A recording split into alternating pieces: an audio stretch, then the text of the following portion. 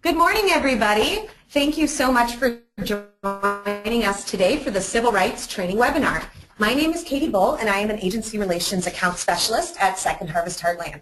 Today we have Lisa Boyd, our Agency Relations Team Expert on Civil Rights and an Agency Relations Specialist for Minneapolis, presenting the webinar. Before I turn it over to Lisa, I want to cover some housekeeping details. All of your lines are muted, so you don't need to worry about background noise. We have a large audience today, so we will not be able to answer questions over the phone line. If you have questions during the presentation, please feel free to enter them in the question box. That is located in the control panel, which is that box that's to the right of your screen. We will be following up with these questions after the webinar. You can also contact your account specialist if you have any additional questions. If you have additional members of your staff or volunteers watching the webinar with you, please make sure they fill out the JOT form to receive credit for attendance. We will be emailing out a link to this form after the webinar. So watch for that webinar, or watch for that follow-up email, and that will also have a link to the recorded webinar, an evaluation that we'd love to hear your feedback on, and any additional information as well as that JOT form link. And now I will go ahead and turn it over to Lisa.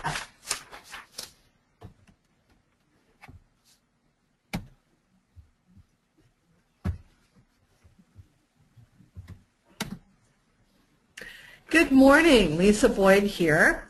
Welcome to an online civil rights training presented by Second Harvest Heartland.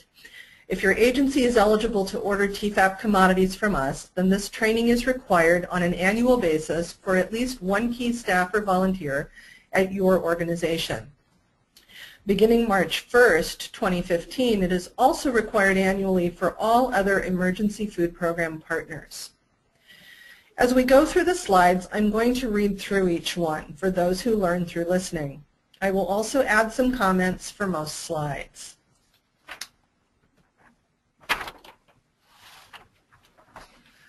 Food and Nutrition Service 113-1 Overview. Collection of civil rights requirements for food and nutrition service nutrition programs. Here is the website. It contains references, definitions, and responsibilities. Some rules apply to all programs. TFAP-specific rules are covered in Appendix C. If you would like more detailed information on the federal requirements for civil rights training for organizations that receive federal assistance through the USDA, you can find it in the document that's referenced on this page. The Food and Nutrition Service Circular 113-1. The web link is included on this page. Responsibilities for civil rights. U.S. Department of Justice. Federal departments, USDA. Federal agencies, Food and Nutrition Service. Recipients of federal financial assistance, state and local providers. Each of us is responsible for undergoing regular civil rights training and maintaining good civil rights practices at every level, from the Department of Justice to USDA to Second Harvest Heartland to your agency, because it is federal assistance in the form of TFAP, which you distribute to your clients. It's also a good practice for any emergency food program, which is why Second Harvest Heartland has now made it a requirement for partnership. Federal financial assistance. Anything of value received from the federal government includes cash grants, commodities, training, excess computers, loans, property donations, and other goods and services provided with federal funds. So federal financial assistance can either be a cash grant or the grant of USDA commodities through the Emergency Food Assistance Program, otherwise known as TFAP, or any type of assistance mentioned here. TFAP commodities constitute federal financial assistance. Acceptance of federal financial assistance requires the recipient of the assistance, no matter how minimal, to assure compliance with federal civil rights laws and requirements. This is important for agencies that distribute TFAP in their programs to understand. This is federal financial assistance. So let's start with a scenario to better understand civil rights requirements associated with federal assistance. The Archdiocese of a city runs a number of different programs. It accepts federal funding and commodities to run the Commodities Supplemental Food Program. It also operates food pantries that are stocked and funded entirely by parish donations without federal commodities or other funding. Do the pantries have to adhere to federal civil rights rules? Answer: yes. Acceptance of federal financial assistance obligates the recipient to adhere to federal civil rights requirements in all aspects of its operations. Also, if discrimination is found and the recipient of the federal financial assistance refuses or fails to correct the problem, federal assistance from all sources, that is, all federal agencies that provide assistance, needs to cease. So your agency must follow civil rights requirements throughout your operation if you receive any federal assistance for any of your programs.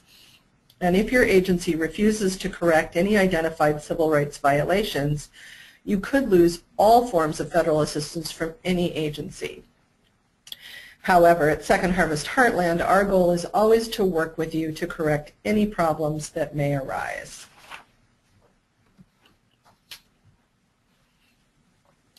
Here are the main goals for establishing good civil rights practices: equal, fair, and respectful treatment of all applicants and beneficiaries, elimination of illegal barriers that prevent or deter people from receiving benefits, knowledge of rights and responsibilities. We understand that these requirements can sometimes feel burdensome, but at a basic level they are designed to ensure fairness and reduce barriers that some people may face in trying to access food assistance. It's also very important to ensure that your clients understand their rights when using your program. Types of discrimination. Disparate treatment. Because of protected class, someone is treated differently. May sue the agency. Disparate impact. Discriminatory result on a protected class results from action or rule. Appeal to federal agency. Reprisal, retaliation, negative treatment due to prior civil rights activity by an individual or his or her family or known associates, or for cooperating with an investigation, may sue the agency. Discrimination can involve more than just treating a particular group of people differently. An agency could accidentally affect a protected class of people by setting up a rule at their program that impacts this group negatively compared to others. This is disparate impact. Also, any kind of retaliation against someone who makes a civil rights complaint is discrimination. Your agency and its programs should have a clear and simple way for any client to file a grievance. We'll talk more about that later. Here is another scenario that addresses possible discrimination. An Asian woman filed a complaint with the state that the commodity boxes looked shabby. She tells you that ever since then, the delivery people have been coming later in the day and are no longer friendly. Is this a discrimination complaint? And if so, what kind, and how should it be handled? Answer: unless she is alleging that everyone in the Asian community receives commodities of inferior quality, or that she is being treated differently because she is a member of a protected class, this would not be a valid civil rights complaint and should be handled as a program complaint. In order to qualify as retaliation, the person must have engaged in prior civil rights activity. So in this case, it's probably not discrimination unless she can show that only people in her group were affected. If she's just complaining about the quality of the program overall, this is not civil rights activity.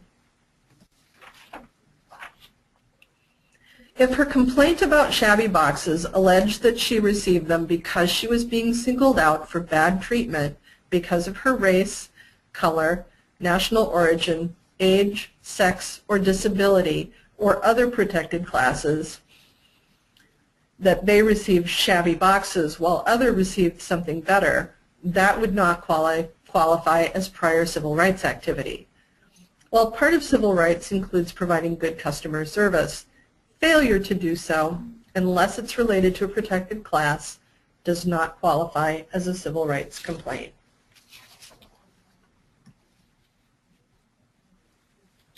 Responsibilities: compliance with civil rights laws, regulations, and requirements. Training, other language services, equal treatment for religious organizations, public notification, data collection and reporting, compliance reviews, complaint processing, accommodating persons with disabilities, resolving conflicts, and customer service.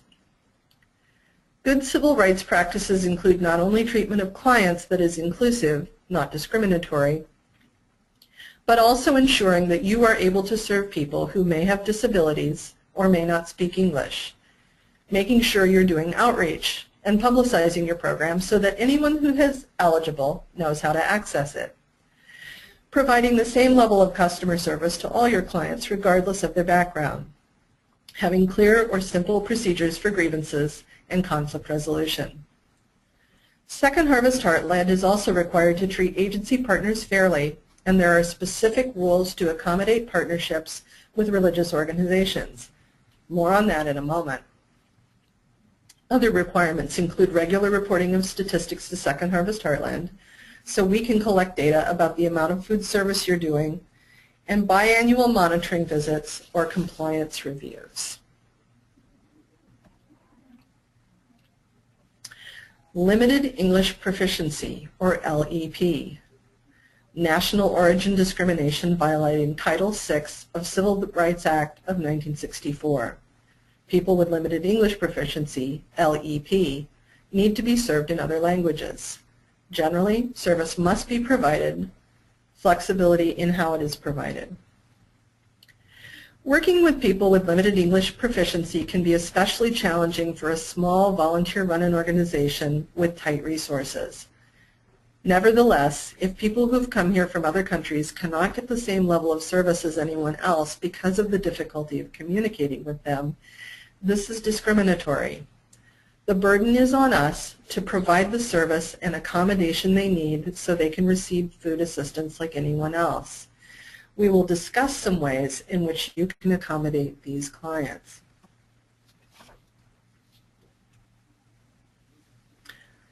Limited English proficiency continued.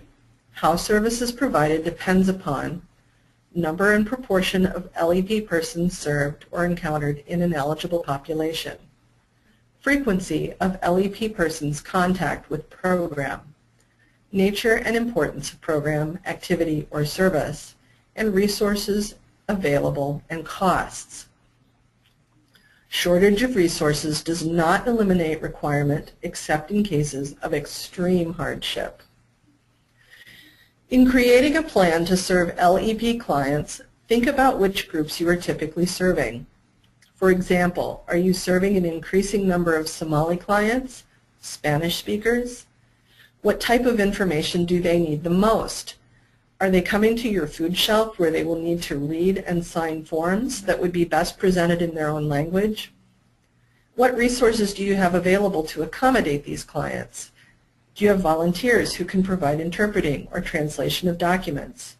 Remember, you're expected to find a way to accommodate these clients even if you do not have a large budget to do so.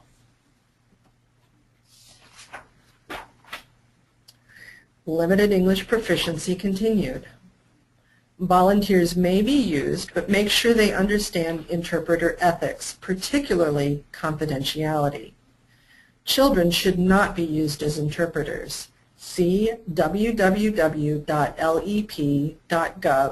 for resources and information.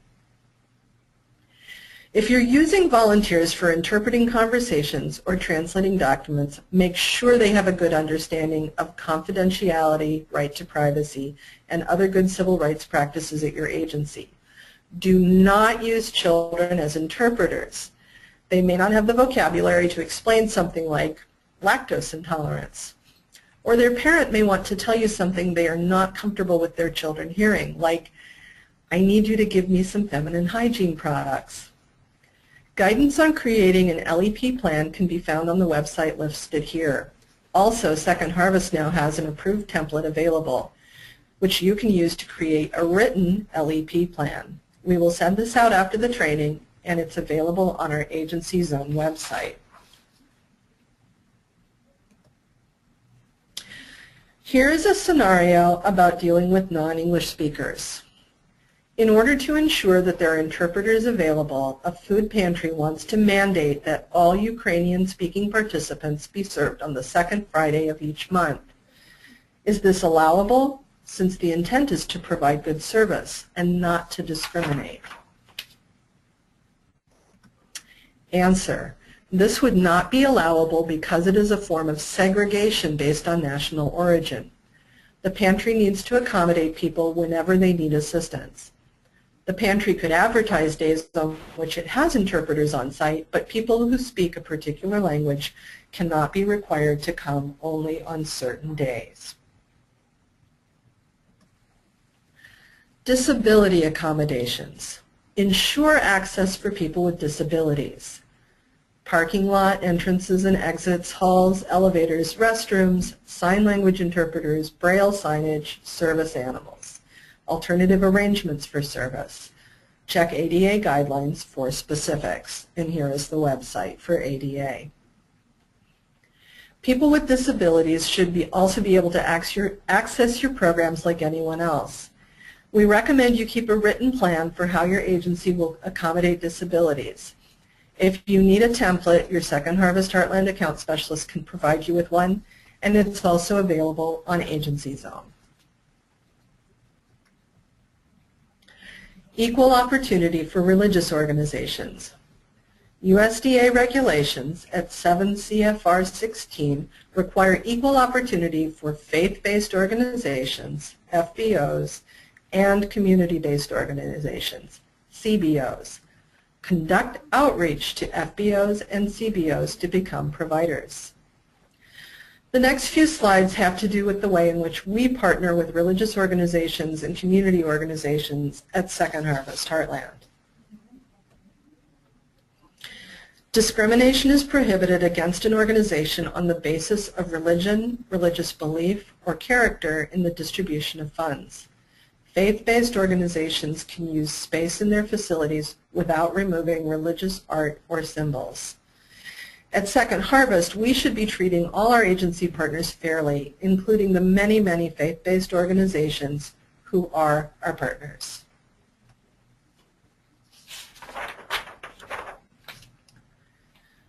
Beneficiaries are also protected. No organization that receives direct assistance from the USDA can discriminate against a beneficiary or prospective beneficiary on the basis of religion or religious belief.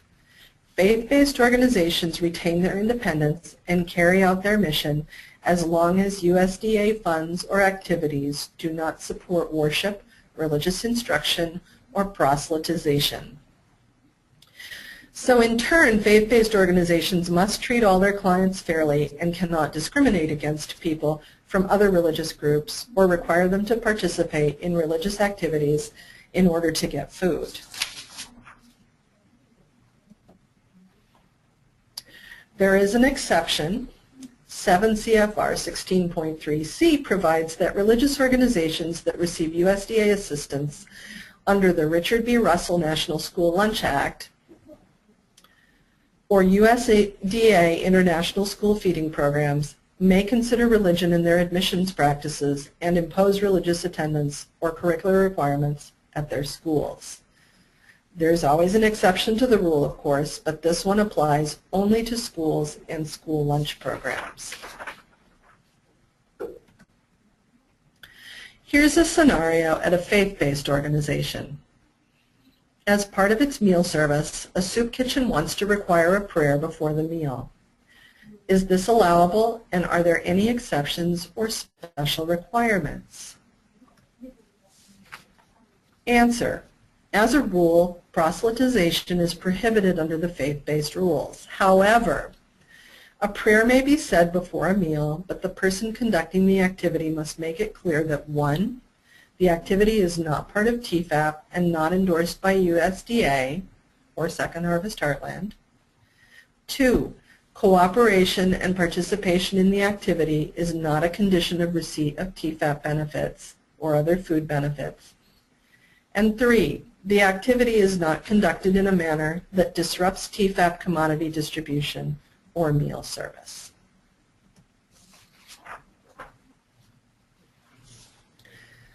Public notification, outreach, communication. People need to know about TFAP and know their rights. Underserved populations need special attention and special efforts. Market your program and the fact that it does not discriminate. The next few slides have to do with public notification, which is another requirement if you distribute TFAP. It's also a best practice for any emergency food program. Public notification is not just about putting up signs, but also doing outreach to people who may not be aware of your program. I always wonder when someone tells me that clients find out about their program, quote, by word of mouth, who are they missing? Who is out there needing their services and has no way to find out about them? Market your program. Contact community groups and advocacy groups. Display the And Justice for All poster.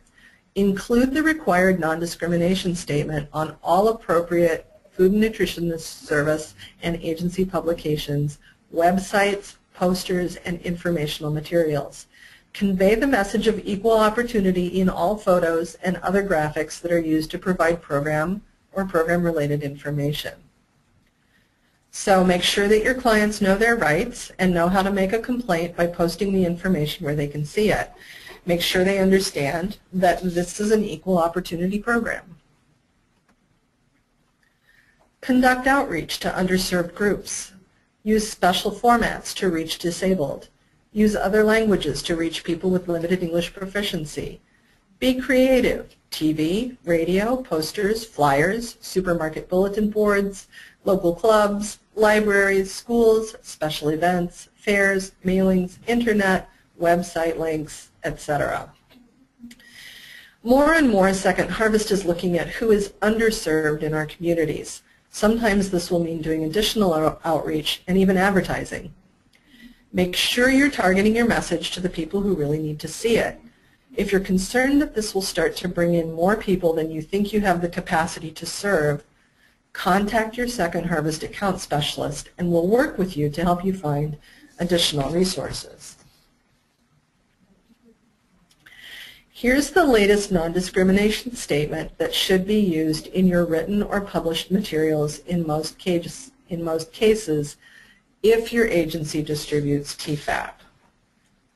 The U.S. Department of Agriculture prohibits discrimination against its customers, employees, and applicants for employment on the basis of race, color, national origin, age, disability, sex, gender identity, religion, reprisal, and where applicable, political beliefs, marital status, familial or parental status, sexual orientation, or all or part of an individual's income is derived from any public assistance program, or protected genetic information in employment or in any program or activity conducted or funded by the department.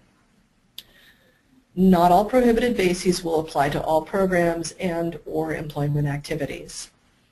If you wish to file a civil rights program complaint of discrimination, complete the USDA program discrimination complaint form found online at this website or at any USDA office, or call 866-632-9992 to request the form. You may also write a letter containing all of the information requested in the form. Send your completed complaint form or letter to us by mail at U.S. Department of Agriculture, Director, Office of Adjudication, 1400 Independence Avenue Southwest, Washington, D.C., 20250-9410, by fax 202-690-7442, or email at program.intake@usda.gov. Individuals who are deaf, hard of hearing, or have speech disabilities may contact USDA through the Federal Relay Service at 800-877-8339 or 845-6136 Spanish. USDA is an equal opportunity employer. Non-discrimination statement short version. This institution is an equal opportunity provider. May be used where the longer statement does not fit, must be in font size no smaller than font size used in the rest of the publication. Should not be used where information on rights is provided. Then you need to use the long version. In limited cases, you can use this short version of the statement, but if you're including information on client rights, you must use the long version. On websites, include the long statement or a link to it on websites that discuss food and nutrition service funded programs on the home page at a minimum. Include the long or short statement on materials intended to be printed off the website. So it should be used on websites.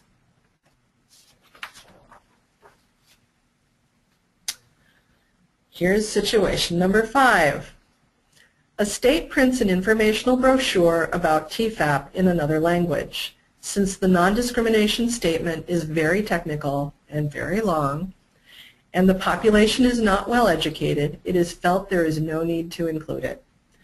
Also, it would take up way too much space. Is this decision correct? Why or why not? I'm sure you got this one, right? Answer. The non-discrimination statement needs to be translated and put on the brochure. The shorter statement could be used if it is in a font size the same as the rest of the print in the brochure. If the brochure contains information on rights and responsibilities, the longer statement should be used. Assurances required to receive federal assistance. No discrimination based on any of the protected classes listed in the non-discrimination statement. Program will be operated in compliance with all non-discrimination laws, regulations, instructions, policies, and guidelines. Compile data, maintain records, submit reports, allow reviews, and access. Again, here is a review of the civil rights expectations under our partnership with your agency. Good civil rights practices, good record keeping and reporting, responsiveness when we need to see your site, and review your program. Training. People involved in all levels of administration of programs that receive federal financial assistance, this means TFAP, need to understand civil rights related laws, regulations, procedures, and directives. Frontline staff who interact with program applicants or participants and supervisors of frontline staff must receive annual training. So who needs to have civil rights training? Staff or key volunteers who are administering the program, staff and volunteers who are interacting with clients. Training continued. Persons responsible for reviewing civil rights compliance need special training to perform review responsibilities. States and local agencies have flexibility in how to provide training. Classroom, online, staff meeting, etc. are all possibilities. This slide applies to us at Second Harvest Heartland. All agency relations staff receive annual civil rights training by the Minnesota Department of Human Services. In turn, we provide civil rights training to our partner agencies. This training is included in agency orientation sessions, can be done at networking meetings, one-on-one during a site visit, presented to a group of staff or volunteers at your agency by arrangement, and is available on our Agency Zone website. Certain topics must be covered. Collection and use of data, effective public notification systems, complaint procedures, compliance review techniques, resolution of noncompliance, reasonable accommodation of persons with disabilities, language assistance, conflict resolution, and customer service. Here are all the different areas covered under civil rights training. So why do we ask that you train all your volunteers, and does every volunteer at your agency need civil rights training? Situation number 6. Most of the people who work with a local TFAP site are volunteers. Do they need to be trained? And if so, why do they need to know about compliance review techniques and data collection? Answer. Any frontline workers, including volunteers, need to be trained when they first come on the job and then annually. They may not need in-depth information on compliance techniques and data collection, but they need to know that these are requirements. Frontline volunteers, that is, those who interact directly with clients, must have annual civil rights training, and they should at least be aware that your agency undergoes biannual reviews, collects specific data, and reports that to Second Harvest and others. Data collection and reporting. See Census Quick Facts at this website for information by county for each state. See Census Bureau website for other data that are available. Data are a starting point. There is a need to know communities to properly interpret and apply data. So here are a couple of websites where you can look up census data for your area. I would also encourage you to look at the community close-up data that was gathered by Hunger Free Minnesota to show areas where there are still gaps in emergency food service. In other words, where families are still missing meals on a regular basis. Your account specialist can help you locate this information.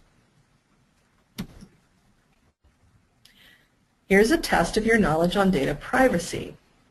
The leader of a charitable organization that makes large donations to the operations of a food pantry requests a list of all Hispanic participants so they can be given special holiday baskets. Does this pose any civil rights problems? And how should you respond to this request? Answer. This poses a number of problems. First, it would violate the confidentiality provisions of data collection. Data on ethnicity and race must be kept confidential and should not be made available on an individual basis. Answer continued. Second, what this person proposes to do violates Title VI because the distribution would be limited to people based on national origin and would not be available to everyone. By complying with the request, the food pantry would be helping to discriminate, and this is not allowed. Compliance reviews, pre-award, post-award, and special. Check for non-discrimination and ensure civil rights requirements being followed, conducted by state or federal staff or both. Second Harvest Heartland will conduct a site visit prior to an agency getting authorization for TFAP, and then we'll do biannual compliance reviews of all our partners, including those who distribute TFAP. In addition, the staff at the Minnesota Department of Human Services Office of Economic Opportunity will visit a certain proportion of TFAP sites on an annual basis. If they have scheduled a visit to your program and you need or want assistance in preparing for their visit, feel free to contact your account specialist for help in reviewing TFAP requirements or accessing resources like forms and templates. Resolution of noncompliance. Corrective actions. Cease inappropriate actions. Institute appropriate procedures. Failure or refusal can result in loss of federal assistance from all federal sources. Since the main goal for Second Harvest and the Minnesota Department of Human Services is to ensure that TFAP is distributed fairly to all eligible clients, our first step will be to work with you to ensure compliance around TFAP requirements. That way the clients can continue to be served by your agency. However, if an agency simply refuses to make any necessary corrections, they could potentially lose not only their TFAP allocation, but any and all federal assistance. Complaints. Be aware of the bases for which complaints may be filed. And again, here are all the protected classes from the latest non-discrimination statement. Never discourage groups or individuals from filing complaints or from voicing allegations of discrimination. Know where to file a complaint, including with the USDA. Food and Nutrition Service Instruction 113.1 outlines complaint investigation procedures. Clients should always have a clear and simple process whereby they can make a complaint. Sometimes they will call Second Harvest about a program they feel has discriminated against them. They can also file a grievance at other levels, the Minnesota Department of Human Services, the USDA, etc. All complaints will be investigated. Our hope is that your clients will also feel comfortable bringing perceived problems directly to you. To file a complaint, complainants may write to USDA Director, Office of Adjudication and Compliance at this address and this phone number.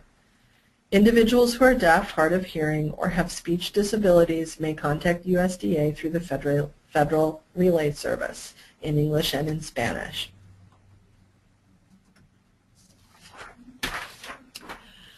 Conflict resolution.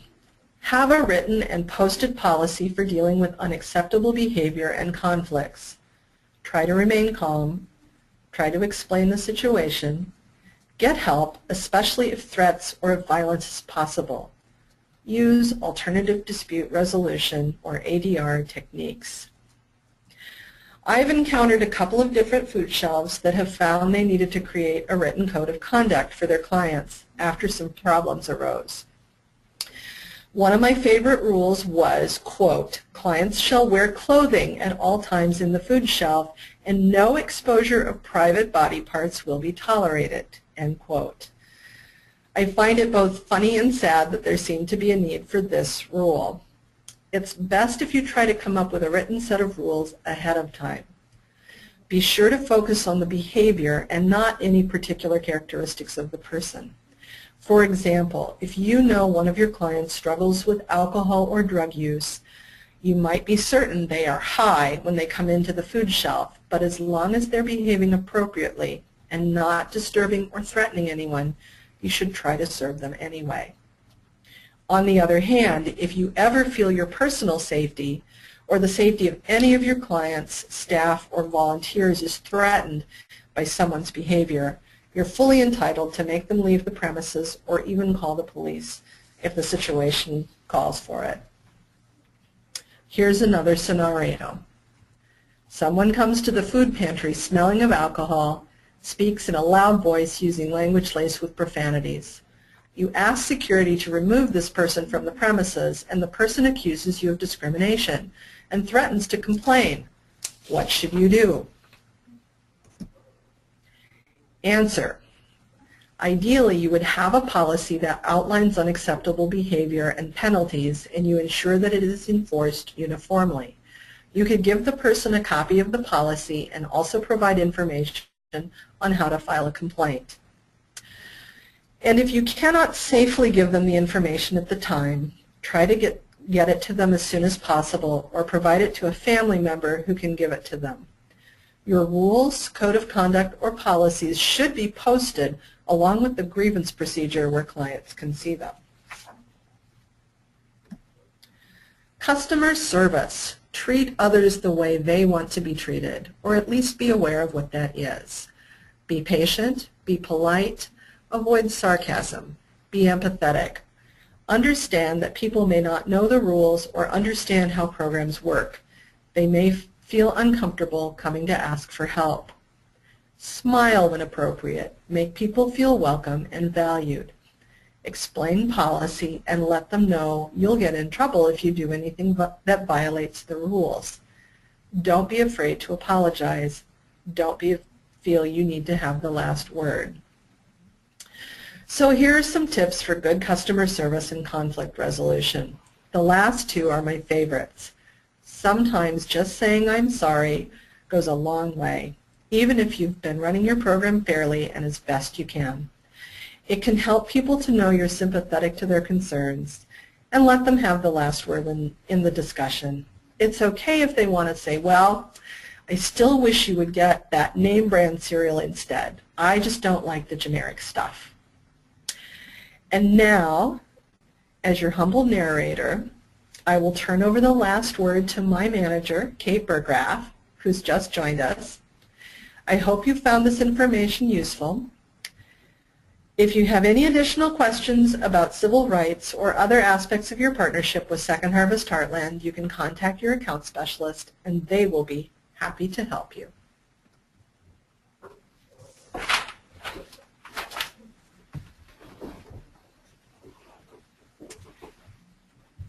Hello, I just want to thank you again for everyone who is either attending this in person today or viewing this as a recording.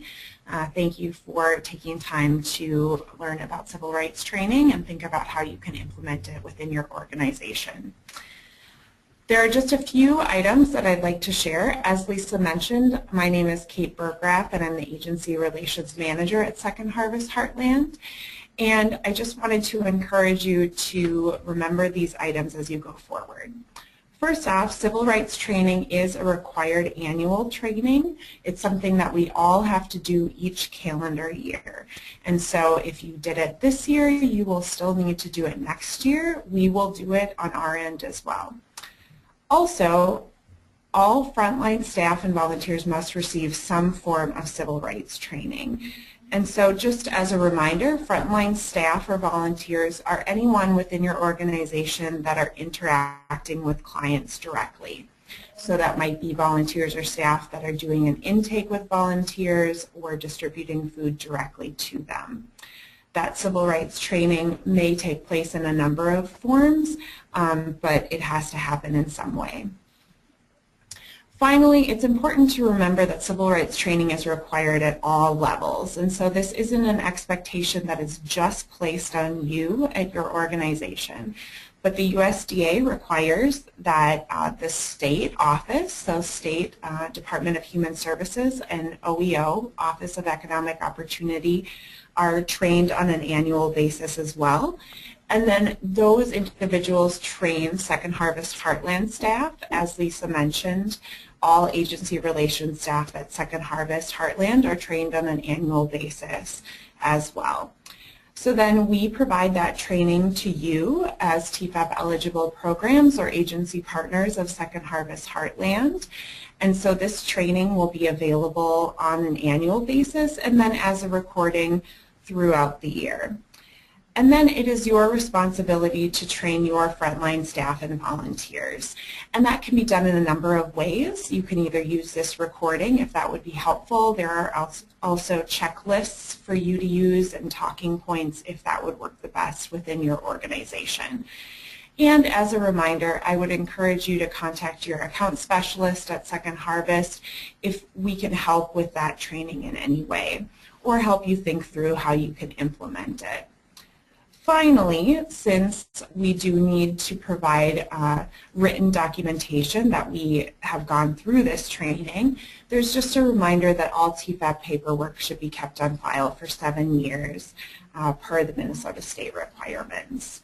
So when we go out for a site visit and visit you at your location, we'll be asking to see your current civil rights training that you should have on file. Finally, we just want to thank you very much for participating in this webinar. Thank you to Lisa Boyd for leading us through the slides. And hopefully if you have any other questions, you can contact your account specialist here at Second Harvest and we can help support that to you.